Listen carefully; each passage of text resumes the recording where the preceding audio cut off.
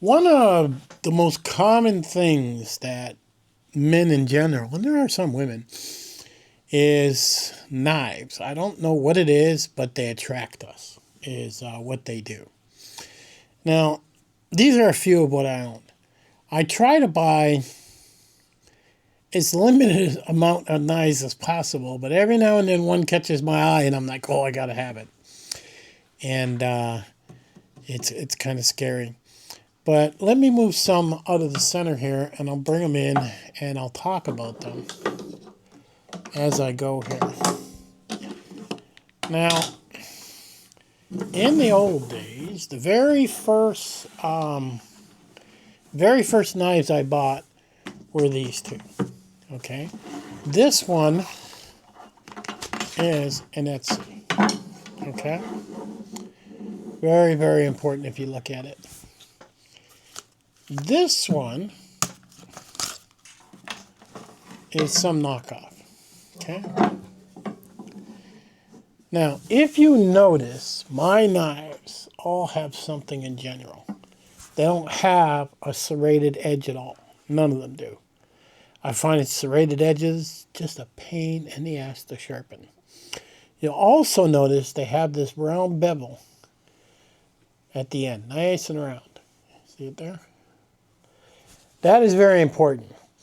These were the first two knives I bought years ago, like 20 years ago. And I've never carried this one. Okay? I've never carried this white one. I just thought it looked cool. This one here, this Etsy, I carried quite a bit. I carried it for about 2 years, is what I did. It felt good in the hand. You can even see where the blade, I don't know if you see that, where the blade's rusting a little bit. I need to sharpen that up and oil it. The steel that Etsy's made out of is prone to rusting. So that's something to consider when you purchase a knife, especially if it sits. But, so why did I stop carrying these two knives? It was simply because they were heavy, really heavy. And yet, this one's way heavier, like twice as heavy as this one. And the sad part was, I kept trying to get lighter and get away from the weight. And that was a big important. And then sometimes I fell for the fancy sheath, right? I was like, oh, it holds a ferro rod. I can side carry, as they say, scout carry. This was a very nice sheath, and it came with this white one here. And it was super affordable, this white one. Okay? Super affordable. And, but it's not very good steel. So, what happened after that? I graduated to this knife. Okay? And I graduated to this knife. These are the two knives I carry all the time when I go in the bush. This is a Bark River knife. They're very expensive, $300 to $400. This is a little Etsy knife, okay, much smaller. And again, it has that cheaper steel in it. Now, the reason I went to these two knives, and both fit on the belt I made. I made it out of Kydex. So, this, I love the handle the way it looked, the pine cone, and which is very difficult to get, by the way. And it fits, and I like this little bit of grimping here. You can see the lines there where your thumb can hold in. Now, I wanted that because when you're skinning a deer, you know, the blood gets all over your hand, this gets slippery, but this helps to lock it in place, okay, is what it does. So that's very important. So why carry two? Well, this one has a little bit of grimping. It's not very good. I wish it was deeper and I wish it went a little bit higher. I might put it on one of my tools and fix that. I just haven't gotten around to it, or take a file to it. You know, notice this is round at the end too, and so is this one. Now, this is to get in two tighter places where this one isn't. When a knife is really sharp, it's a great tool, but you know, when you start using the knife like this and you're trying to get in, you know, if you were using this one, for example, I can't put my finger up there. See that? I can only put my thumb. This is great for going down the side of the legs, going up the belly, you know, around the ass. But this, the grimping's further up, so it allows me to get and be more precise. Is what it allows me to do. So that's another reason why I like these both knives. Now, you have to understand that a knife is a personal thing that people like to carry. But those two knives are the ones I now carry all the time. You can only carry so many, all right? Now, in my everyday carry, I usually carry this one or this one. Okay? This is a Spideyco.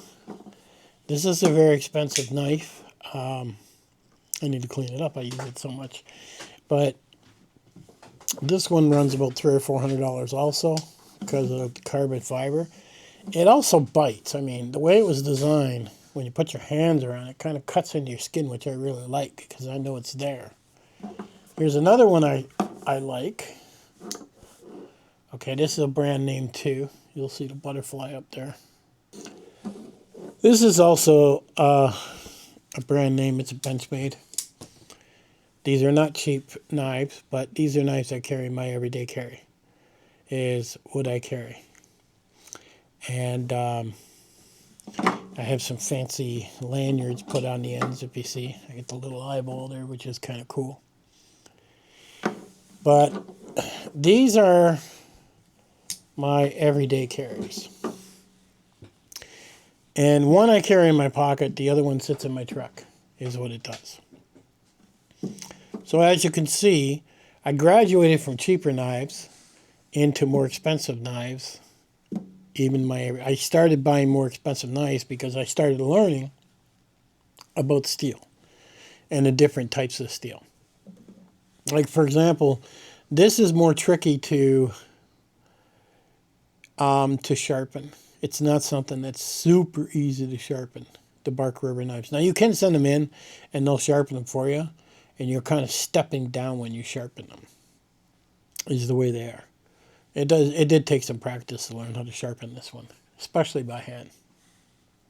Now, these Etsy knives that a lot of people buy, like I said, I'm not sure if you can see that on camera, but the blade is rusting. Ideally, you sharpen it, and then you add some oil to it, and you maintain your knives. Now, this is a carbon steel. It's a much softer steel. It doesn't keep its sharpness as long. It requires more sharpening, and but it's a softer steel, so it makes sharpening very quick, very easy. Is what that does. Some people would say these are, these Etsy knives are the best Bushmaster knives, and they are affordable, $100, $150. But I wouldn't say they're the best, okay? I don't think the scales are the best. You can buy different scales. That's just too smooth, especially when you get blood on it, okay? But that's a real heavy knife. Too heavy for what you need. Now, if you're in battle, you might want something long and heavy because you want it to go deeper, right? Okay, how about some other knives? How about these? These are a couple knives that caught my attention. This one's got the flipper on top, which is kind of cool. Made by a company, it's not super cheap. They're not like $20 knives, but they're made, quite nice is what they are. A gorilla knife or something like that. I forget the name of it. But, and then this one here has the,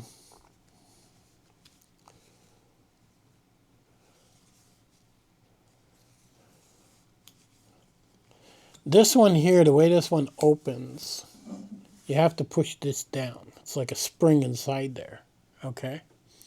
So you push that down, and then you open it up that way. And that's a CRKT knife. And they all lock. And again, you'll notice It's rounded here. And the reason I like the knives that are all rounded is because when I'm skinning, I want it to get into the places around the bone, because most of my sharpening happens here. Okay? That's where it happens, not up here. You know. But these are okay, and sometimes I may take them. I usually keep one of these beside me when I'm sitting on my computer. So I do have knives kind of spread it around, is what I have.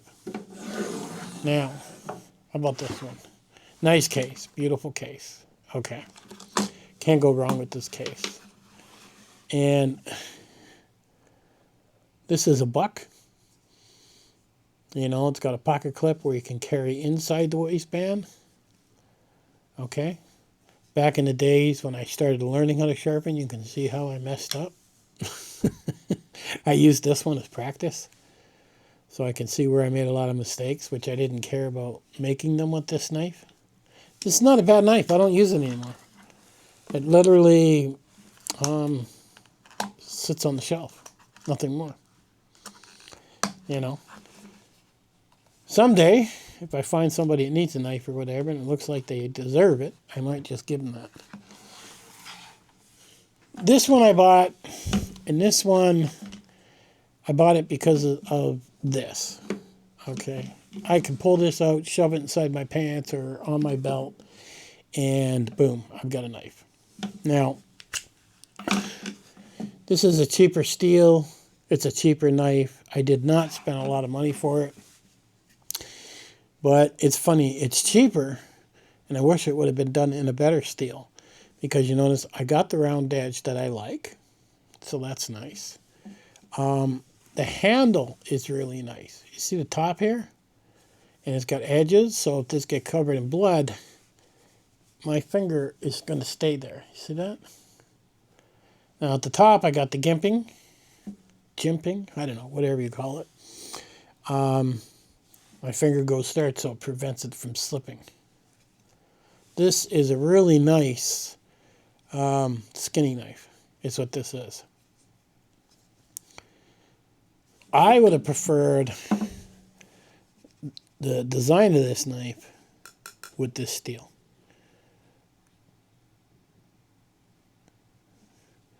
With the Barker River steel. So like I said, by having this little hole here, my finger fits in there and it prevents it from moving around. And it feels really good in the hand. So a lot goes into the knife. Most of the time I've posted comments on people's videos saying make sure you check the steel of what you prefer. And that offends people. Sometimes I offend them. SE is the best in the world. I don't think there's a best knife. I really don't. And these are kind of made on an assembly line, these Barker River knives. I mean, literally, they got 30, 40, maybe more. Banging out those knives as fast as I can. No Barker River knife is the same because they are made by hand. And then you got your guys out there that are literally making them themselves. And a lot of people will go through that ordeal and they'll say, oh, I want to make knives. And after they cut themselves a few times, they learn pretty quick that they don't want to make knives. Because they do bite back. But from cheap knives to expensive knives, I've never had an issue with anything really breaking on them. Actually, I had this one break, my Barker River. It started chipping on the end as if the epoxy didn't hold properly or something. And, you know, I had to send it back into the company. It took about 6 weeks to come back, and it looks pretty good. Now, the problem was when I sent this back into the company and they fixed it, it did not fit in my, you know, my side holster properly because it was handmade. So I had to redo my side holster to get everything fixed, is what I had to do. So now, in this knife here, this cheaper one, go this way. This sits on the back seat of my truck, and it just clips on with this belly holster. Okay, If I need it, I can grab it and then start marching. You know. So I tend to have knives everywhere, is what I tend to have. Just like I have firearms everywhere. So there are primary weapons that I use on a constant basis. And I originally altered my Etsy sheath, which is this here, and I did this on purpose so I could use it as a drop leg. That's what this was for. So I could drop it off my belt and down the side of my leg. It worked out pretty good. Okay. This came off. You'll see where the rivet is. I could fix that again. I do have room to fix that. But I guess I added the leather to the front. I didn't really need to. But it helped keep the screws actually inside better. But that's my Etsy. Now, it's like I said, these turned out to be very, very heavy. You know. I wonder if my Etsy would fit in here. Let me see. They almost look the same size. I've never tried it.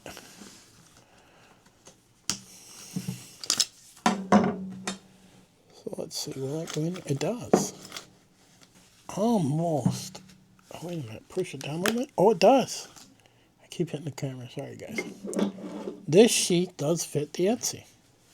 Wow, and it's in there sturdy. Well, I think I'm going to sharpen up this Etsy, oil it up, and I think this sheath is the one it's going to get. And you're going to put a ferro rod on the side there. You can carry it scout. I like that. Okay. I didn't know that. So, this was a cheaper knife. You'll find them all over Amazon. A lot of people buy them. Super heavy knife. I mean, crazy heavy. Not a knife I would recommend. Like I said, it's mostly sat on the shelf. I think it's like a stainless steel or something. But I only bought it because it looked cool. I seen the white handles and I went, ooh, that's sharp looking. That was the only reason I bought it. And I've never used it. I've never taken it out. I just looked at it. Every time I picked it up and felt the weight, I went, oh my God, that's way too heavy. And it's just the way it's been. Weight is a big consideration when I carry things, and it's a must to consider.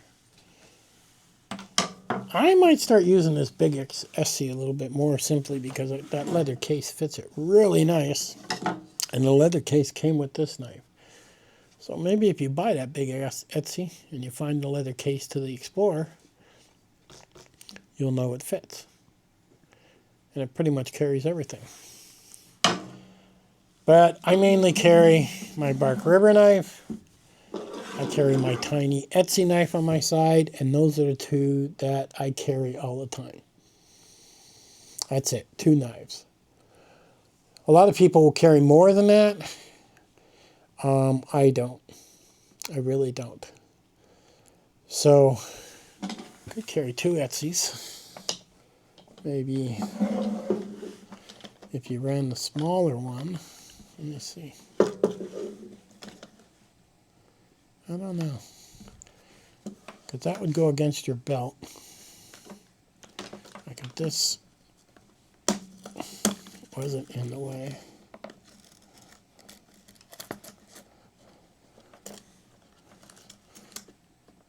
I don't know, maybe pull them both. Slide this up.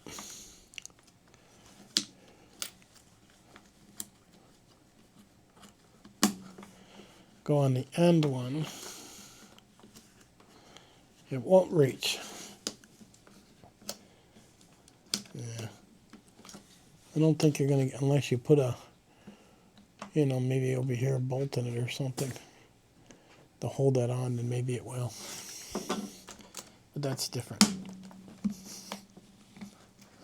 See, now if that strap would have been a little longer, that would have carried both.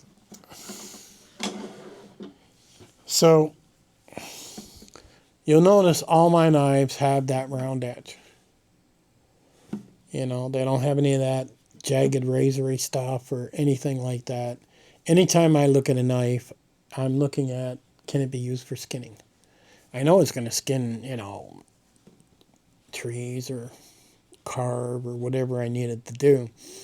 But I'm more concerned about how is it going to skin my animals for eating, from a squirrel to a rabbit to a deer, you name it. And weight is a consideration.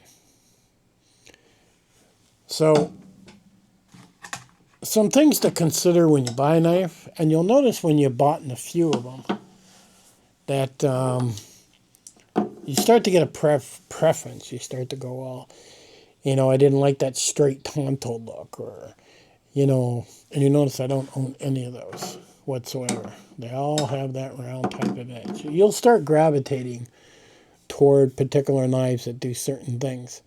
And then when you get a cheap one, you'll be like, oh, I really like this handle. I really like this layout. Too bad it didn't have this blade. And then when you start, a knife comes by and it comes in front of you, you're going to be like, oh, wait a minute, that has everything I wanted. So now you may be ended up switching. So a lot of things to consider when you buy a knife. I don't own that many. There are guys out there that own over 100 different types of knives. You can only use one or two at a time. So you might want to consider that when you buy them, compared to buying a cheap knife for 20 bucks, you know, to buying a knife that costs 300 bucks. Because I'll tell you, a Bark River knife, guaranteed for life. Etsy, guaranteed for life. A lot of these knives I own are guaranteed for life. These cheaper ones like these, which were about 50 bucks, they are not guaranteed for life. So if you break them, you're out to 50 bucks. It's up to you what you consider. So really think about what is going to be your favorite knife and who you buy from. And it's also very important if you buy from somebody private, like, you know, a guy that's not a company. If he doesn't do the steel correctly when he blanches it in oil or whatever, I mean, you could have a very brittle knife. So it's very important you determine which one is worth buying from. Anyhow, I'll catch you guys on the next one.